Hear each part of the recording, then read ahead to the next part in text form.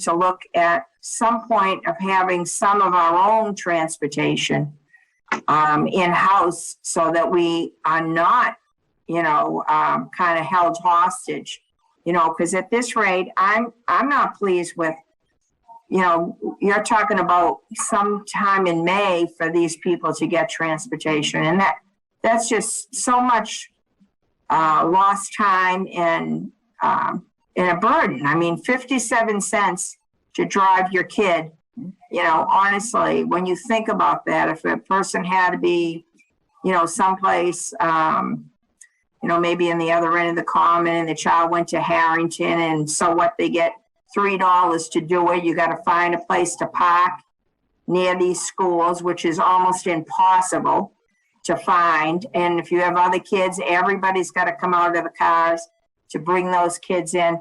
I mean, it's obviously, I can understand how a parent would say it's not worth $3 for me. And we're paying a lot to North Reading Transportation and other ones. It's in the millions that we pay. We see it on our warrants every month, how much goes out. And just to have left us like this is really disappointing, because we have been a customer of theirs for many, many years. And I'm disappointed in, what has happened. I don't blame you for that in particular, because it's really the transportation company that has let us down. But I think that we need to think long-term of what is the best for us. I mean, you can get anybody who has a license to drive a van, but you can't get anybody to drive a bus. And, that is something that I think we really have to think about. I agree. Okay. Cannabis Committee. The Cannabis Control Commission only governs those that they permit. And the city didn't have any language specifically addressing where the jurisdiction lies if we find a retailer selling a cannabis product. So as a result, with DJ's assistance, we have the regulation restricting the sale of marijuana products, which was sent in your packages. And Jim LaManna, I'll let DJ speak to this a little bit further in terms of the language, but this was submitted to Jim LaManna. And especially because of all that we went through to find out what was the right thing to do with this retailer who we suspected was selling a product that was illegal. He said, this looks good. I think this closes a much needed gap of our regulation. Thanks. So he's supporting the language as it stands. And I'll let DJ, if you don't mind, speak to the language. Yeah, just as a note, one of the things it does fix too is that stores, you can read the state marijuana law that you could give it away. So while I was on the Malden Board of Health, we had a chain vape shop, which you had one in Lynn? Yes. That was giving away joints with every sale. And so our police chief went in and shut that all down. They've now gone out of business, but this also gets rid of that loophole. So the regulation draft before you is set up just like the tobacco regulation you just approved. Statement of purpose that you have the right to, boards of health have the right to regulate. And then, yes, your usual authority. And then I trimmed out, just to make the definitions applicable to what you're doing. It's a pretty straightforward regulation. The marijuana and the marijuana products definitions come straight from the state law. And then all the action happens under Section D, where it just says no marijuana product can be given or sold by a member of the public unless they are licensed by the Cannabis Control Commission. And violations, I just threw in flat $300 fine, which is the highest non-criminal disposition fine you can give out. And I used the 36 months. We use 36 months now in the state law for tobacco. So I just used that. And that's about it, with a hearing section and enforcement, severability, the usual stuff that we put in our regulations. So the agenda said we need a public hearing for this, Michelle? Yes. Okay. Yeah. Want to set that up for the next meeting, or do we need more time? Nope, the have next it. meeting will be May 11th. Are you going to have enough time to advertise it where it's the 13th? You need 30 days, don't you? Yep, so I'm not gonna make it. So June's meeting. No, you will make it. It's 4/13. We could advertise it tomorrow. Not for May 11th, though. Oh, the 11th. Okay, my bad. Yeah, we're past the thing. So June date would be June 8th.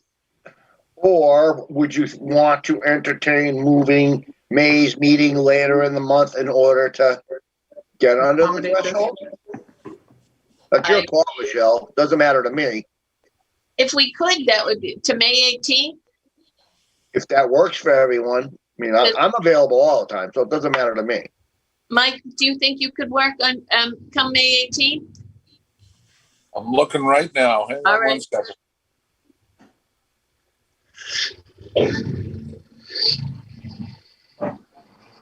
And while he's looking, I'll just suggest or bring to light, I mean, no one should be in opposition to this because they'd be in violation of state law, obviously. So it just tightens the gap. And the Board of Health is not required to have have a public health, a public hearing, but of course we always recommend it. So I'm just saying, if we push that date, I can't imagine any opposition to this. I mean, it's in violation of state law. Right now, May 18th looks okay for me. Okay. All right. So we'll move the May 11th meeting to May 18th. Okay, great. And you'll send out a Yes. email to John so that he knows? Yes, I will. Great, Yep. great. All right. Four Winds, I understand, is rescheduled to the May meeting, correct? That is correct. Yep. And next on the agenda is Liberty Tax Service, and that is with Ariana Murrell Rosario. She's there, and Thanks, DJ. Thanks, Joyce. thank you, Thanks, DJ. Bye. Thank you Stay on, both. but DJ's going. Thank you. And her attorney, Attorney Sano. Ariana, you're on mute.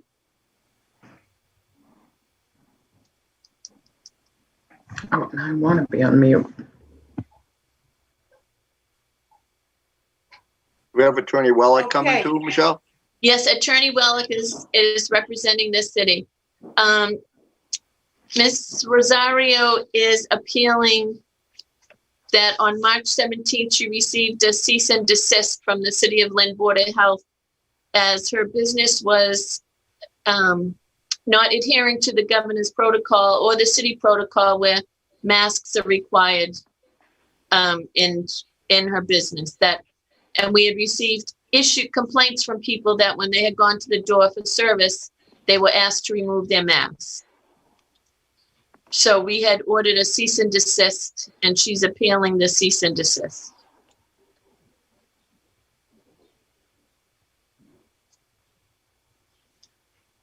Okay.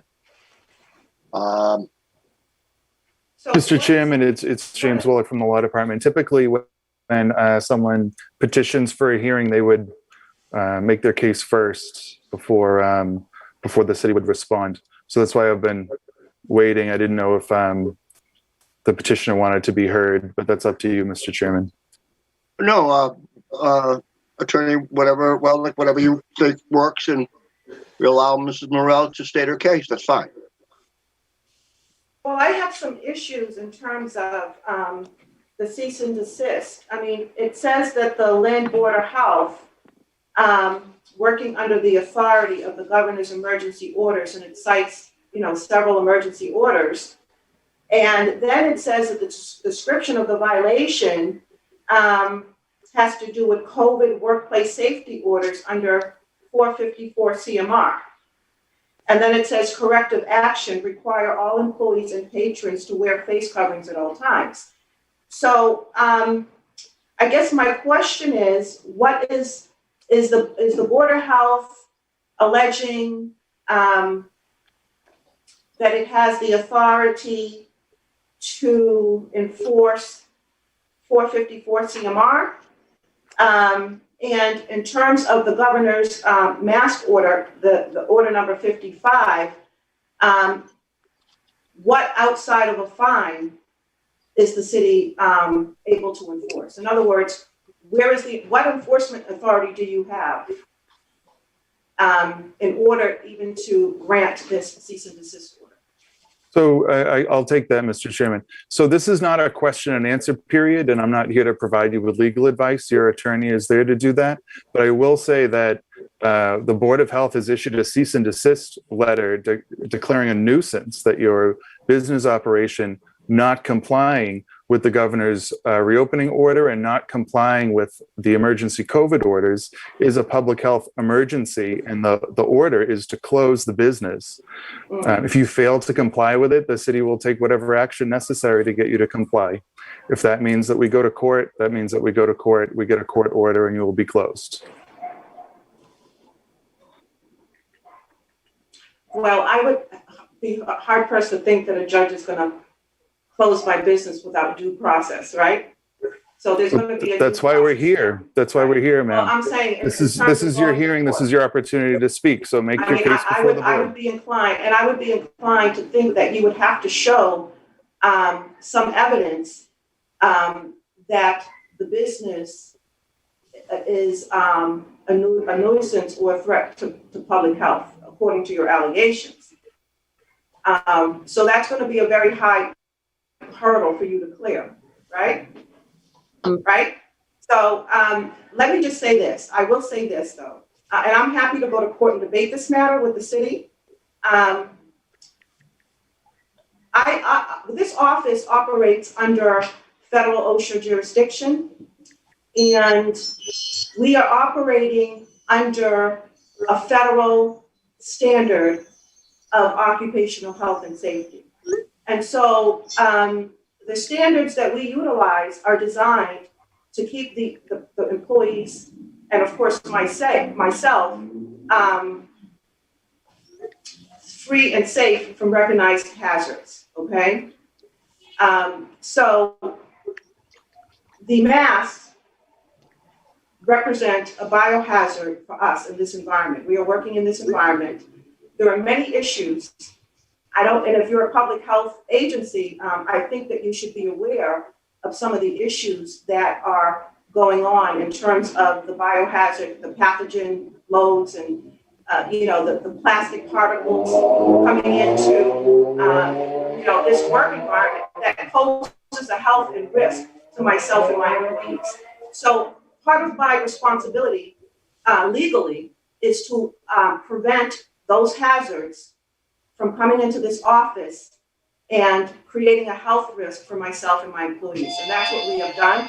We follow the occupational hierarchy of control, which is a scientific method for occupational safety. And that method is scientifically proven to be effective. And that's what we've been doing. And so we don't have any issues here. I mean, that's all I can really say to that. But I have to do things that protect myself and my workers. I can't allow hazards to come into this office. And obviously we have allergies with the polypropylene fibers, which is why we discontinued having those masks in the office. The ones that we were giving out. We weren't allowing people to come in with masks because of the biohazards on the masks present a health risk to us. Okay.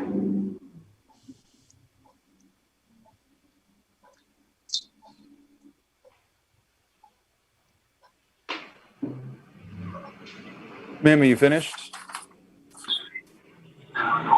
Michelle, Yes. I hate to interrupt. I'm at the firehouse, as you know. I have to leave. We have an emergency call. I'll be back as soon as I can. All right. We don't have a quorum. No. Okay. Mrs. Rosario, James, am I allowed to say something? I'd actually like to respond to Ms. Rosario's please, comments. Please do. But Okay. Are we, we presently lack a quorum. I'll respond anyway. So Liberty Tax Service, as the board is very well aware, has been operating in violation of the governor's emergency COVID orders and has continued to do so deliberately. On more than 4 occasions, city health inspectors have gone down and issued tickets for employees and for members of the public who are inside the business not wearing masks, working within 6 feet of one another, and other violations of the governor's reopening orders. Additionally, on 2 occasions, the Lynn police have been dispatched to this business and have told the business owner that she's in violation of the governor's reopening orders, that masks need to be worn inside the business, and that all of the other safety requirements due to this global pandemic need to be followed. She's deliberately not followed those instructions. She has signs posted at her business saying that masks are not to be worn inside the business. The Massachusetts Department of Labor Standards issued a cease and desist order, which she has appealed.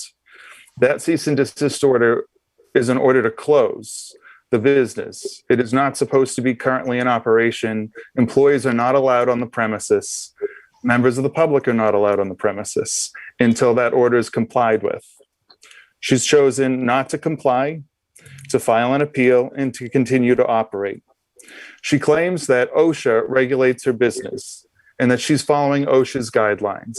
But an agent from OSHA has visited her business on a number of occasions and has recently issued a citation totaling $136,000 plus for willful violations of the governor's order, of the mask order.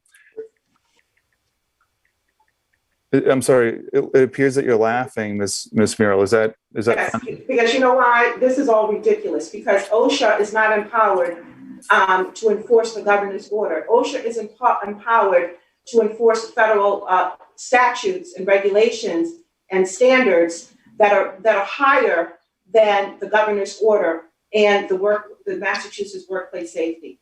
And the reason why the OSHA agent did that is because he's pandering from pressure from the state. The OSHA agent told me that I did not have to allow any person on this premise with a mask because they recognized the health risk. And they also told me that there is no federal mandate for any employee to wear a mask, that it would be voluntary, but they had to sign a disclosure that if they became sick wearing the mask, that it would absolve the employer from being cited by the federal OSHA agency.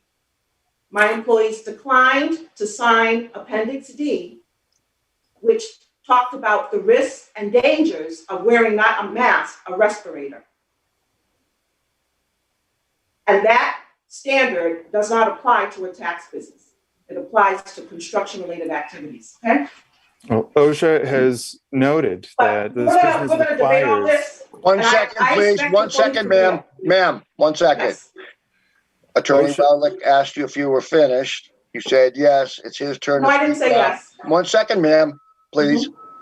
When Mr. Welnick is completed, you will have an opportunity to respond to his comments. Well, I was But he asked you were finished. He began to speak and you interrupted him. So let him No, finish. And then you'll have he interrupted me. No, Interrupted me. no, ma'am, he asked you if you were laughing. And you That's were right. explaining what was going on. Right. Well, go ahead and So continue. let Mr. Welnick continue with his train of thought, and you are more than welcome to comment after. Thank you, Mr. Chairman. So this business was cited by OSHA, and in their citation, OSHA noted that this business requires employees such as tax preparers to work within 6 feet of each other and customers for multiple hour shifts while not wearing face coverings. The employer prohibits all persons from wearing face coverings inside the business despite the mask mandate. It also noted that pasted on the door and posted in the business was a sign prohibiting masks from being worn. There's been ample time and plenty of instruction given to this business owner to correct her business operation. The owner refuses and states she doesn't recognize this board's authority to regulate her business, the governor's authority to regulate her business, or OSHA's involvement. And quite frankly, those arguments have no merit. So the city is seeking 2 motions tonight. The first is to deny this appeal And the second is to authorize the city solicitor to take all appropriate steps to enforce its order. Finished. Thank you, Attorney Welnick. Attorney Sano, are you in agreement with your client that we're not following the proper regulations here? No. Whatever I say to my client is between my client and myself. I'm sorry, sir, I didn't hear you. So whatever I say to my client is between my client and myself. No, I'm asking your opinion of, is the Lynn Housing Authority not following proper regulations? Lynn Board of Health. I'm sorry. I'm getting flashbacks to my old days. I know.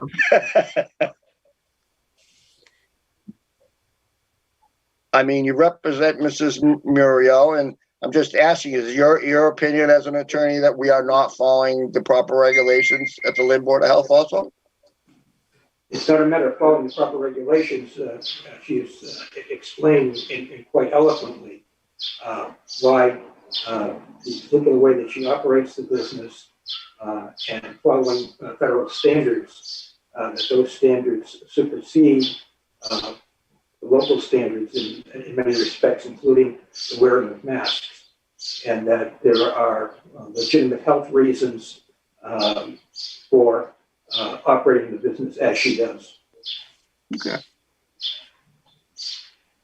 Mrs. Muriel, Yes. would you like to respond to Attorney Welnick's statements also? I have already stated that that I'm following the occupational health sciences, that we have found that the masks are a safety issue for us. And I have a legal mandate to prevent hazards from coming in, and I have a legal mandate to protect the health and well-being of my employees. And so if I were to allow, and if one of my employees was wearing a mask and they became sick, that would be a citable offense under OSHA, because I would have prevented something that harmed them. And that's what the standards are at the federal level. So we're not gonna put ourselves at risk. There are a lot of pathogens out there that are much more serious, much more dangerous than the coronavirus, which we know how to neutralize and kill very easy if, in fact, there was any risk of that. We have not found, any problems with the standards that we follow and the scientific methodologies that we follow. We don't have sick employees, and we'd like to keep it that way. So the fact that my employees are healthy, none of them have gotten sick, there's no cluster outbreaks of any respiratory illness in my business, is a testimony that the science works and that I will continue to follow the science of occupational health. Anything outside of that would be reckless and illegal for me to do, because what you're asking me to do poses a level of liability for me. And also, I can be cited for allowing hazards to come into this business, and then my employees get sick, and they can get sick with something outside of a respiratory illness. There are high pathogen loads on those masks. And I don't know why a public health department doesn't know that. And there's also, we have allergic reactions to the plastic fibers. There are detrimental health hazards from breathing in plastic fibers. We're sitting in this office for 10, 12 hours a day. We cannot breathe in plastic fibers for 10, 12 hours a day for 3 or 4 months and not think that there's not going to be a severe health risk to that. We cannot have, there are HIV virus on those masks. There are herpes virus. There are high loads of different bacteria. We cannot breathe that in. We are not going to do that. That would be a very reckless thing for me to do, to allow people to come in with all of those things in this office. This is a small office. This is not a big box store. Okay. Attorney Wellick, could you please repeat for Mike Dewan as to what you would like the city to do, please? Sure. So, quickly, the police have been to this business twice. Commissioner, and have instructed the business owner that masks need to be worn and that social distancing needs to be followed and that the governor's safety orders regarding COVID-19 need to be followed. I think it was either 4 or 5 or more tickets have been issued by health agents citing this business for having members of the public and employees not wearing masks inside. And 2 cease and desist orders have issued. So tonight I would request 2 motions. The first, a motion that this appeal of the city's cease and desist order be denied. And second, a vote authorizing the city solicitor's office to take any and all appropriate steps to enforce its order. Any comments on the motion, Mike? Oh, not at all. Okay. Looking for a motion. Well, we'll start with the first one. Motion to deny the appeal. You're making that motion? Correct. Okay, I will hand over the chairmanship to Mike. I will second the motion. I will recapture the chairmanship. All those in favor? Aye. Aye. Your first motion passes. Second motion, Mike? Second motion, I'll make that motion to allow the city solicitor to take whatever steps necessary. I will relinquish the chairmanship to Mike. I will second that motion. I will recapture the chairmanship. All those in favor? Aye. Aye.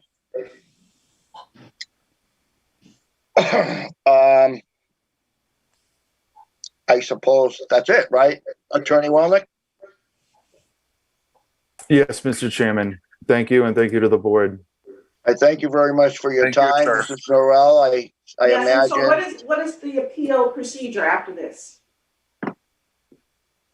I believe your attorney will help you out with that. I don't want to give you misinformation, but Well, I think that if you deny the appeal, there should be some notice going out from your agency stating that, and then stating the due process procedure beyond that point, right? That's your responsibility.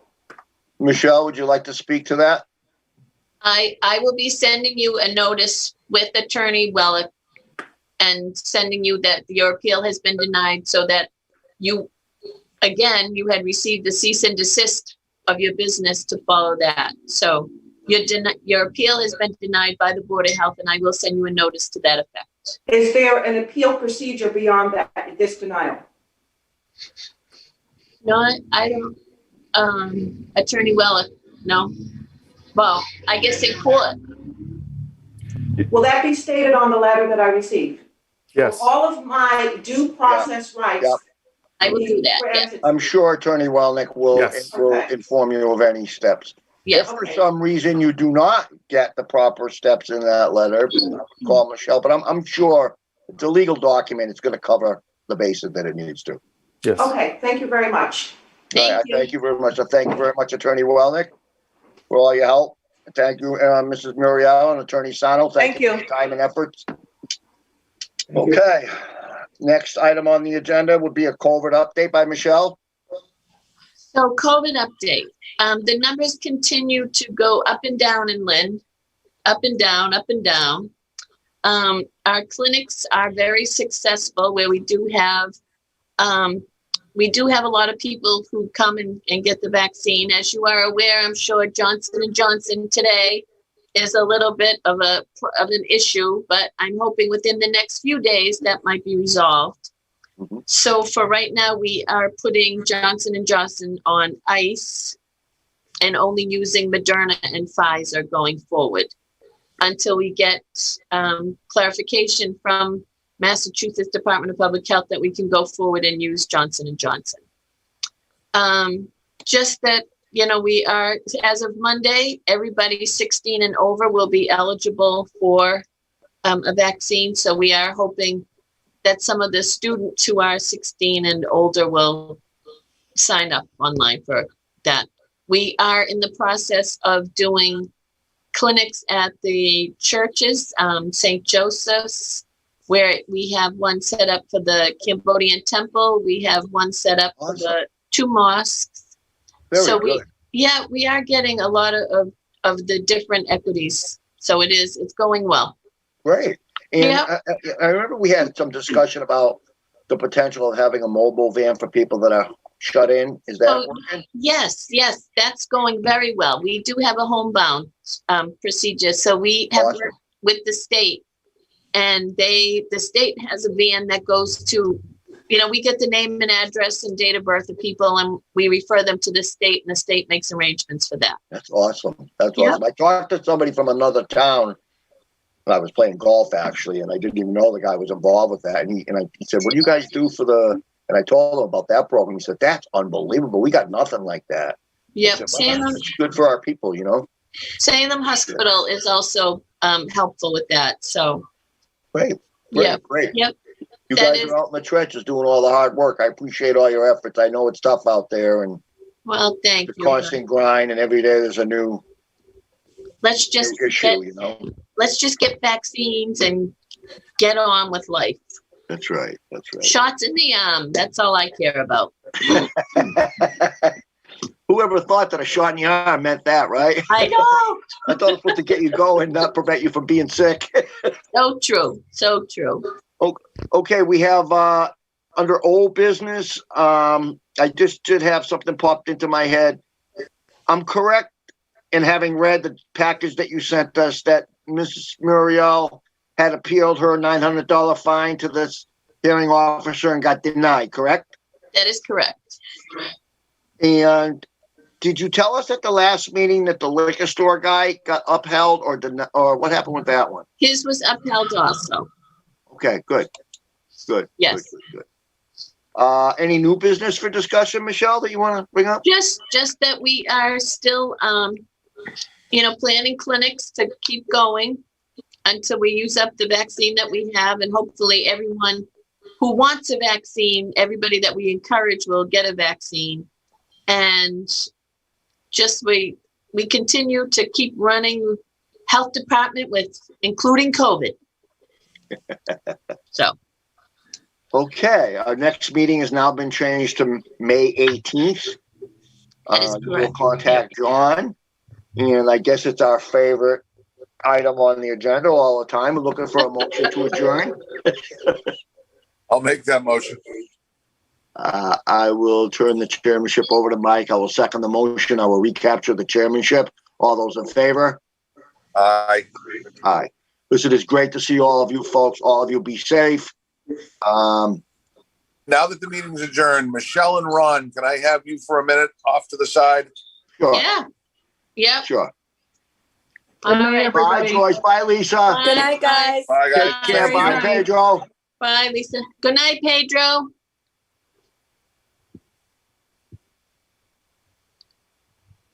I just want to make sure that Pedro Yep. will shut us off.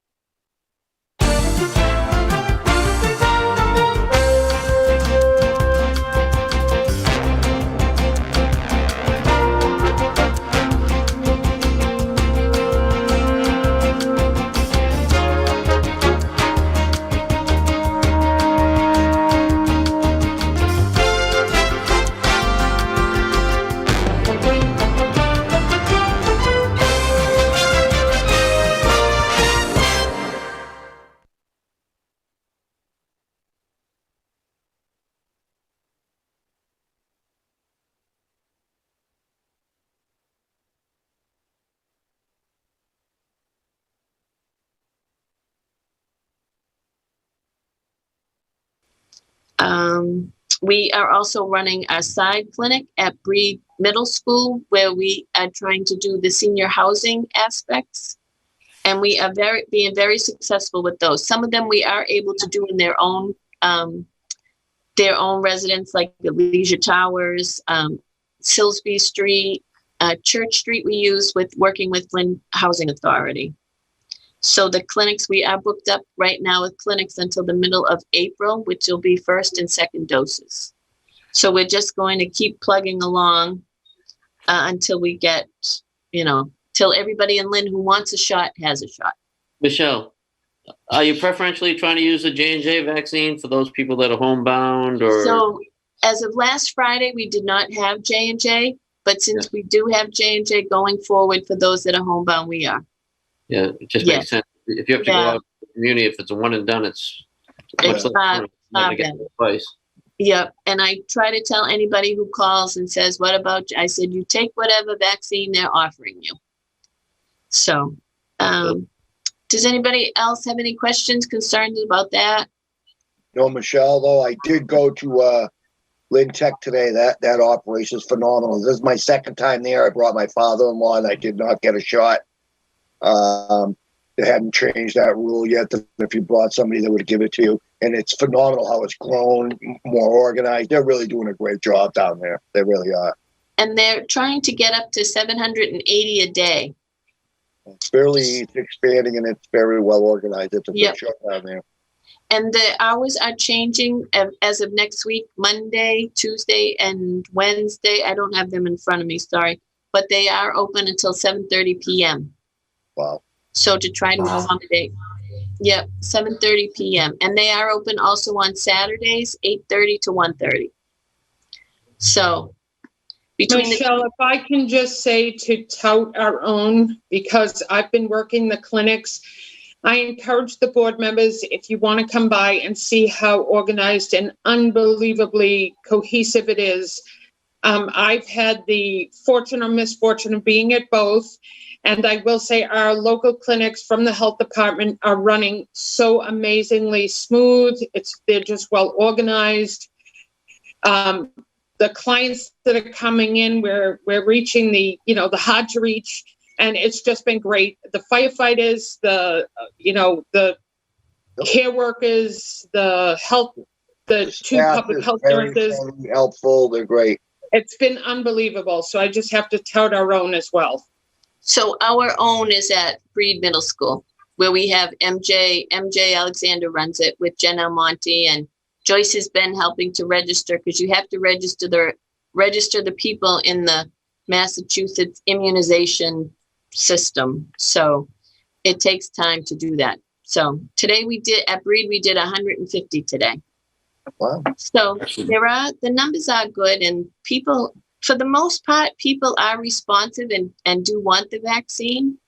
Our next goal to try to go to is to go to churches in Lynn, and not exactly Catholic churches first. To try to go to, like, St. Joseph's first has a big Spanish population, so we thought we would try to go there first. So that's our next goal, is to branch out and to go to churches to try to encourage, everybody to come and get the vaccine. Good. Yep. New business. I do have some new business. We offered the senior center. Lynn was looking for an elder services director so that we can look again to try to open up a senior center for Lynn, as we have moved away a little bit from Gliss. So we did offer the position today to Christopher Gomez Farrell, who was awesome. I must tell you, he was great. And he accepted the position. So he will be starting in 2 weeks. And first order of business is to try to find a place where we can house the senior center. So that's new business. Old business, I don't really have any old business, except this will be the last virtual that I will ever have. The end. April 30th. I cannot do it. I don't know what it is. I just can't do it. So the next meeting will be in person, April 13th, here in City Hall in room 302. March 22nd, City Hall will open to the public. And next week, all the employees of City Hall will be into work next week. So, Nice. Yep, finally. And March. It's a big milestone. It's been a year. I know, huh? So March 22nd is open to the public for everybody. So April 3rd, yes. Under old business. Yes. I found it a little strange when George Markopoulos came to us on this Mike's Liquor thing and never told us that we weren't the authoritative person put us off for a month to have another guy call us up and say, oh, no, that's not your bag of tricks. And the fact that the report specifically called out that one of our employees was being rude, someone was being rude to her, to say it mildly, it kind of concerned me that I wanted to make sure that it was followed up. And even if they didn't, they slapped them on the hand and said, don't do it again, or next time we'll fine you. It had to be pointed out that, believe me, I was an inspector before. You should deem some respect the second you walk in that door, because if you don't have the respect, you can't do the job. So, I don't know. I don't want to make a mountain out of a molehill with George, but I think I'll do it if you want. I think some kind of a memo or email should go to that law office telling them that the board, if my fellow members agree, that the board would just like to know what happened with that. I can tell you what happened. So Attorney Sam Vitale was representing Mike Slicker, and it was brought to the hearing officer because he was challenging the fines. Right. And there was only a picture of a female who was not wearing her mask properly.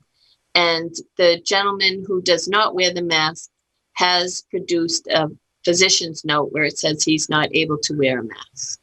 Okay. So that's where it stands. Okay. I was at the hearing for the ticket with the hearing officer.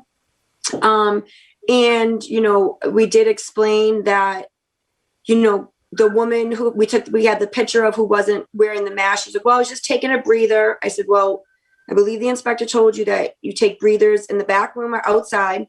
I said, if your mask is below your nose, then you're not wearing it properly. You might as well consider it not wearing it. If you've got a mask on and you could still get a COVID test because your nostrils are showing, you might as well not have a mask on. I said, as far as the letter goes, that's up for that's to the public health director's discretion if that meets the governor's eligibility for not being able to wear a mask.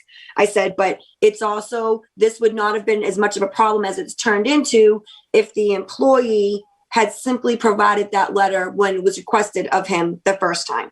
Because the letter is dated about a year ago. There is essentially no medical reason that you cannot wear a simple face mask, number one. And number two, if you truly have a medical condition and a physician, wrote a letter saying because your medical condition, you cannot wear a mask, as far as I'm concerned, then you're not capable of doing that job. They should not be serving in a public, store like that. I don't disagree with any of that. It's just I unfortunately not in any kind of position to make that decision, but I agree. And he works like all day. From what I understand is the owner and he have the same last name. I thought it was his son. I was going to say, and by the dates of birth, it looks like it may be a parental relationship. Yeah. So, Ron, if you want, it can have Nah, that's good. That's good. But can we send him a letter asking him if he got vaccinated yet? Michelle, could you explain to me why that goes to the hearing officer instead of the Board of Health? I know. Lisa can. She's had many practices. You know me, I always want to understand what's going on. Because I don't want to say the city because I said that incorrectly at the last meeting. Because it was determined by, I think, the COVID regulations that we need to use the municipal citations. Give me 1 second. So it's a different, like a 40, is it 21D? Right. 21D and 40U. So because we're using these ticket books, yes, the way to appeal a violation that's written on this is to do it through the administrative hearing officer in the parking department. Well, we were told, give them a fine with a different ticket book. I don't know. I got to get that. That's got to come from the law office to tell me how to do that. And you probably can't see the gray hair that I have. Mine's on top, but being stressed out about how to properly enforce things so that we don't look like we don't know what we're doing. And unfortunately, last meeting wasn't very pretty on that, but we were told to use these books. And, you know, I mean, quite frankly, these tickets get put on property taxes. So if I'm writing this ticket to a business and the business isn't the property owner, the ticket goes on the property tax. So I don't know that it's the best way, but I also understand that, you know, we're all kind of doing this by the skin of our teeth, trying to figure out what to do. And this was what was determined to be the best way to handle it. John, Michelle, I would suggest that only because I remember how this came about, like way back, because we were writing 21Ds as well for tobacco when it was a regulation. It was 100, 200, 300, and 300 is the max on a 21D. And then state law came in and we have to do health orders, but you can do health orders for other things. So my recommendation is, I would encourage the board. When we were in this establishment doing a tobacco check, same thing came about. It was the son. I didn't have the authority to force him to wear a mask, but I certainly questioned him. He said the same thing. He had a letter. I said, well, you should be as worried about your own, susceptibility to the disease without wearing a mask. But I would check with the law department to see if the Board of Health has the right to do it as a health order, just because that's the other avenue you have. I thought that that Attorney Wellick said that we didn't really have any say in it, just due to the tickets that were fined, or we can. I'm happy to do another order. Yeah, I know there was some kind of discussion about how the regulations were promulgated by the state and how they came down as to what cities and towns could do in terms of enforcement and compliance checks. And there's just been a whole lot of changes and stuff like that. So you're right, Joyce. A health order would make more sense because that's what the board already does. If I write a housing order to somebody, they have the right to appeal it to the Board of Health. I think for however it was determined, you're right, but it is worth looking into further, And I'm happy to do that because there's one business in Lynn that we have the Department of Labor standards involved in. So we do, keep going out and finding them, and, the police get called sometimes. So I'm happy to write.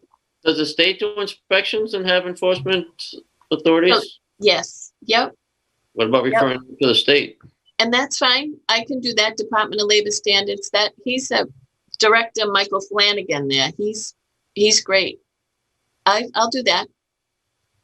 How about, I got an idea to throw out there. How about if we have Mr. Markopoulos come back at the April meeting for a discussion with the board on how we can get back into the loop legally?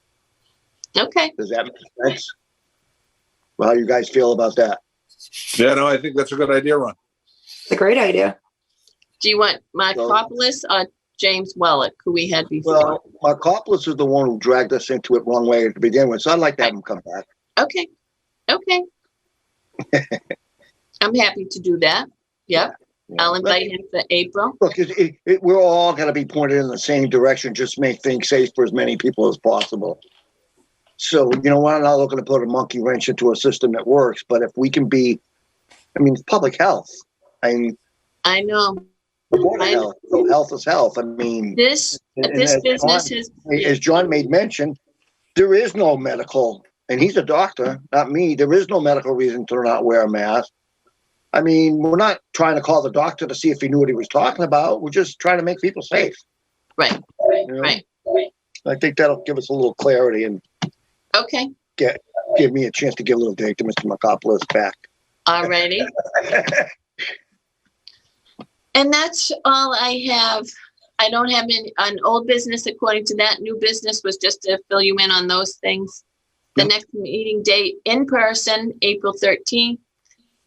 And that's all I have. I'm sorry about this, guys. Lisa worked very hard with me last week to try to make it work, but I That think, meeting should actually already be on your April calendars. So when you got that email, if you accepted it onto your calendar, if you go to your April 13th, that same meeting invite link should be on your calendar because I set it up as a recurring meeting so that all you have to do is click it that one time. It's funny that you say that. I saw that and meant to do that and deleted the email. oh. I'll see if I can resend it to you. You know, thank you guys so much for all your hard work. I know these are trying times. It looks like the light at the end of the tunnel is a lot closer than it used to be. Joyce, Michelle, Lisa, all the staff, you've done a great job. I know it's you want to pull your hair out some days because it's tough, but you know, we need people that are dogged like you guys and keeps us safe. And I really do personally appreciate all the efforts on you guys' behalf because I know it's tough out there. Thank you. Thank you. Are you letting your hair grow? I just haven't got to the barber yet. I noticed the same. Me too. Once I get my second shot, by the time April comes, it'll be shorter. Put it in a ponytail. I know. Hey, Ron, I'm going to offer my services here. I go to a great barber. Yeah. Don't worry. You just can't see the back part of me. I'm halfway there.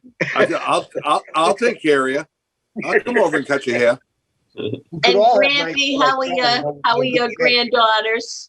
They're good, thank you. Yeah, good. Michelle, All right. just one quick question. So for Yes. April, obviously we're going to be in person. I think all of us, correct me if I'm wrong, will be vaccinated by then. Yep. Still masks and social distancing while we're there? Yes, Yeah. please. We have to set an example too, you know. Absolutely. Unless the guidance changes between now and then. And it might, Right. because then today the guidance changed that if you were vaccinated, then you could go to hug your mother, your grandparents or whatever. So My I grandson. I know. Well, Ron, Okay, so we're looking for the best one. We're looking for a motion to adjourn. You all set, Michelle? I am. Thank you. Thank you guys for your patience with me. Thank You're you. welcome. And Ron, I'll make that motion. I'll second. All Second. those in favor? Aye. All be Aye. safe. We'll see you April. Michelle, as always, if there's anything you need, I'm only a phone call away. Thank you. Thank you, All right. everybody. Thank you. Everybody be well. Bye. You You as too. well. Bye.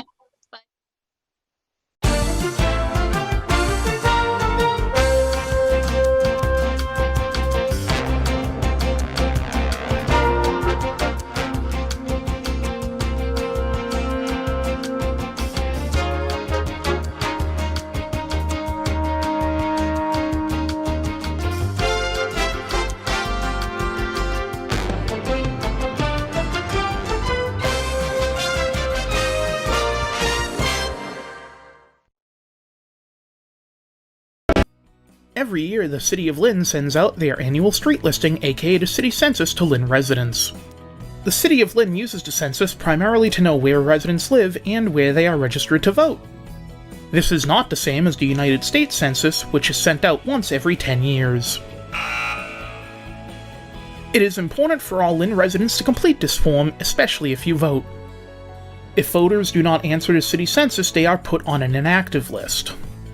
If voters do not vote in 2 state elections, they are then taken off the voter list. Lynn residents can drop their completed forms at the fire stations located at 424 Broadway, 725 Western Ave, 101 Fayette Street, and 679 Boston Street. Residents can also drop it in the mailbox outside City Hall on Johnson Street or mail it directly to the election office.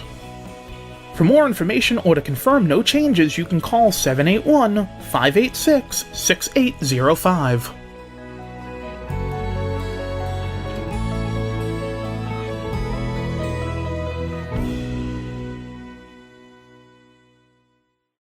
Okay, mi amor. You've always protected me. Thanks, Dad. Every day of my life. Hold on there, buddy. Hold on. I'm older now, but I still need you. Kids are getting addicted to prescription pain pills. Can you still protect me? You can protect them. Kids who talk with their parents about opioids are less likely to misuse them. When you have conversations about drugs and alcohol, make sure you talk about the risks of prescription pain pills too. Find out what you can say.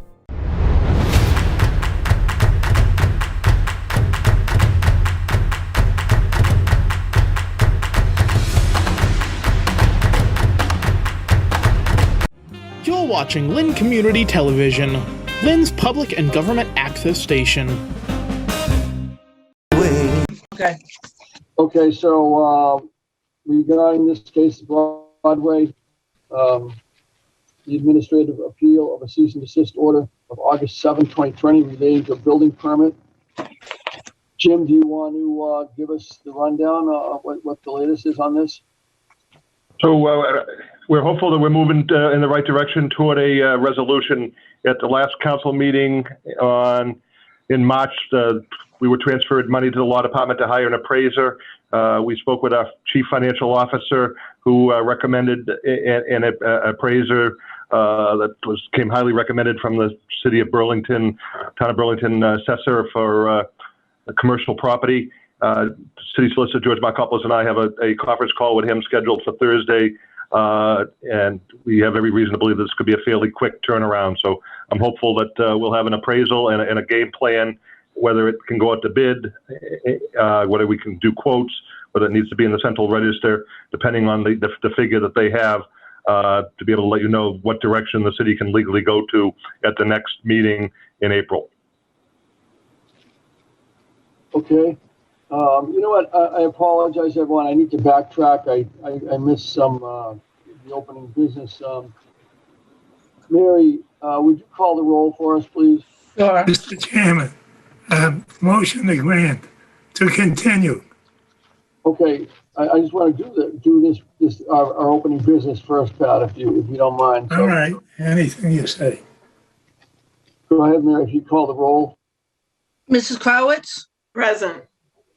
Mr. McElwo? Present. Mr. Wooten? Present. Mr. Smith? Present. Mr. Gisono? Absent. Mrs. Curley? Present. Mr. Kalnin? Present. Mr. Wood? Present. And regarding the minutes for the March 16th. Motion to accept the minute as read. Okay, no one has any corrections or additions to the minutes? Hearing none, I'll accept Mr. Kalnin's motion. Do I have a second? Jean, you want a second? That never came through, Mary. Son, can you send her another Sure. one? I second it. Okay, thank you, Flory. So all in favor of approving the minutes for the March 16th meeting, say aye. Aye. Aye. Aye, okay. Okay, the minutes are approved. And so we all heard the report from Attorney Lamanna on the Broadway case. And so if no one has any other questions, we did get a motion to continue. Motion to continue. Okay, did anyone have any other questions first? Okay, hearing none, I have a motion to continue. Can I? Jean, second that, Mr. Wood. Okay, we have a motion to continue in second. If we can Jean. A voice call, all in favor? Aye. All those in favor? Aye. Aye. Aye, okay. So we have that. Okay, so.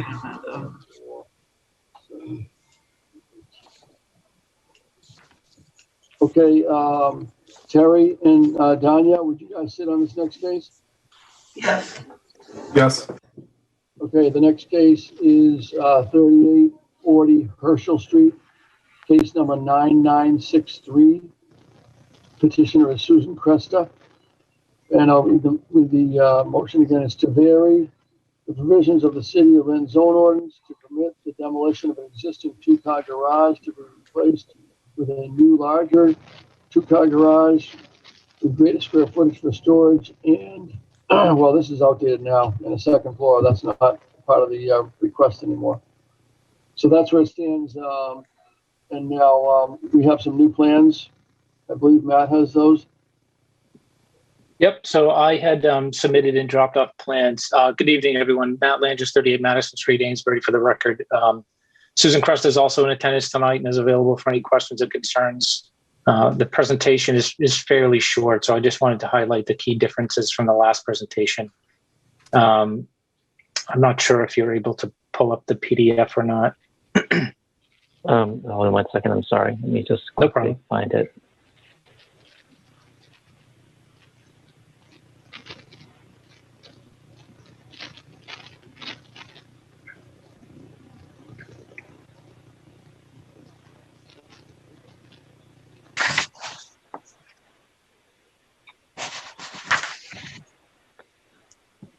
Would you mind just talking? Let me just send it to myself again. I think I saw it on my email. I'll send it to my work email. Sorry about that. Sure. Okay.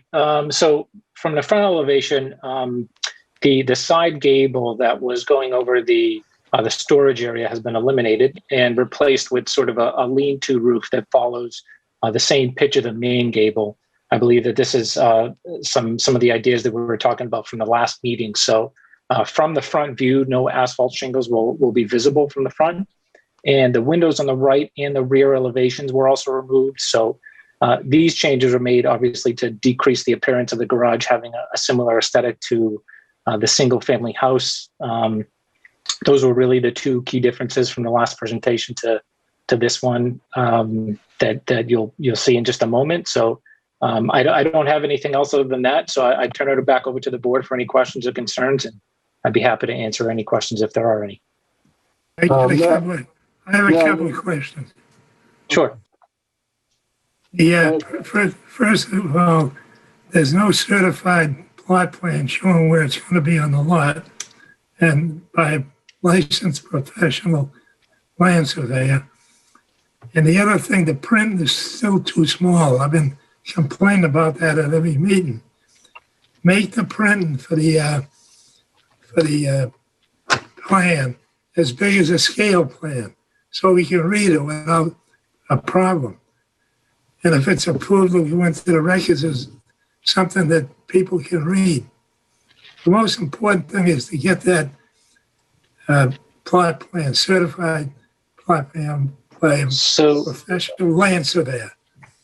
So, Mr. Callahan, to address a couple of your questions, the land surveyor is Chuck Faya, and that plan was submitted stamped 10/26/2020 and should be in the original packet. The footprint of that has not changed, so that is a. I haven't seen that. I can put a stipulation. I have no problem with the granting, but the printing of the size of the buildings and everything, and the certified plot plan. I'd like to put that as two separate acceptance. So that plot plan there, Matt, it's still the original footprint of the building? That's correct. Okay. So there's the plot plan there, Pat. Yeah, but I mean, where is it? And I haven't seen it at these meetings. It's in the file. Well, I put that as a stipulation that's going to be supplied to the board. We already have it, Pat. Wait a minute. I haven't seen it. So I'm not, if I don't see it, I'm not going to be supporting it. Okay, we'll make it a stipulation that it gets sent to That's you. what I'm saying. Plus the printing is way too small still.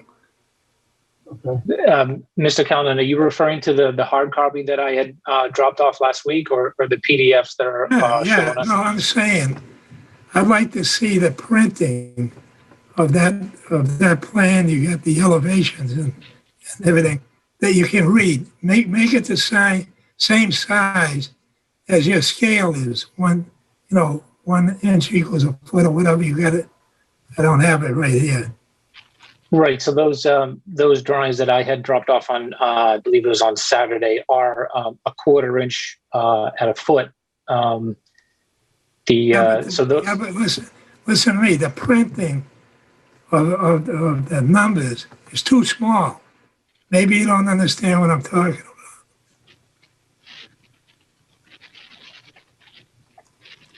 I want to see the printing of the numbers as big as the scale plan, and they're not doing that. They are small, and it's hard to read them. But, okay, so there's a stipulation that you'll provide those plans with enlarged numbers to Mr. Callahan. Is that good with you, Matt? Yeah, that's no problem. I can print them out at half scale or just enlarge the text to be the same font as the annotation or the title sheet, so it can be large enough to be clearly visible. This is the third time. I hope it's the last. Okay. That stipulation. The other problem is that the lettering is not black. The lettering should be black. Yeah. So I had dropped off the plan that I printed out was black and white. So the PDF reads a little bit differently because it's the dark color, but the hard copy that I dropped off was black and white. And I have a question also, and that is, Sure. Again, because I couldn't see the numbers. I don't know if the overall height of the garage has changed from the first plan to the second plan. So the first plan was 15 feet to the midpoint of the gable. So we've taken over, I believe it was over 7 feet out of the height. So now it is 15 feet to the peak of the ridge. So that's the upmost part of the roof. That's the furthest point of that gable. Okay. Okay. So you're talking about the finished grade up to the top of the ridge is less than 15 feet, or it is 15 feet. Correct. Yes. It doesn't exceed that, right? Correct. Son, do you have a copy of the letter from Council President Sear? Oh, yes. Hold on one second. Yeah, a letter of support that came in today from City Council President Karen Sear.